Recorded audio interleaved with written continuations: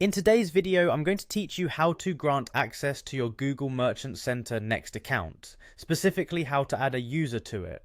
If you're managing a business online and using Google Merchant Center to handle your product listings and visibility options, knowing how to effectively share access with team members or partners is crucial.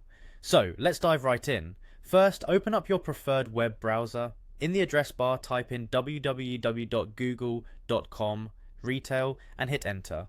This will bring you to the Google Retail Service page where you can sign into your Merchant Center account. You should see a Sign into Merchant Center option, so go ahead and click on that. Once you're inside the Merchant Center homepage, look towards the upper right corner of the screen. Here you'll find a gear icon, which is the gateway to your settings. Click on this icon. It'll open up a drop-down menu where you'll want to select People and Access. This section is where you manage all the users who have permissions to work within your account.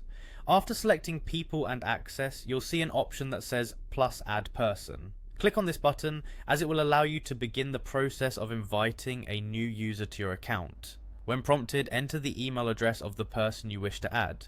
Be sure to double check the email address to prevent any mistakes in sending the invitation. Now it's time to determine the level of access they will need.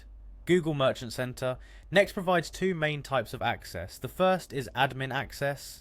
An admin has full control, meaning they can manage settings, add or remove people, and essentially do everything within the account. This level of access should be reserved for those who require comprehensive control, typically managers or partners. The other option is standard access. This role allows the user to access most of the features necessary for daily operations without having the power to manage other users.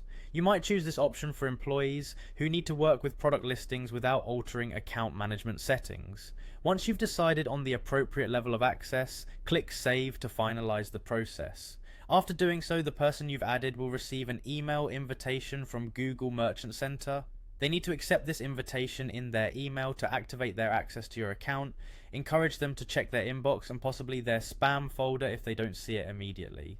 And there you have it, you've successfully added a user to your Google Merchant Center Next account. By following these clear steps, you're ensuring that your team can collaborate seamlessly on product management.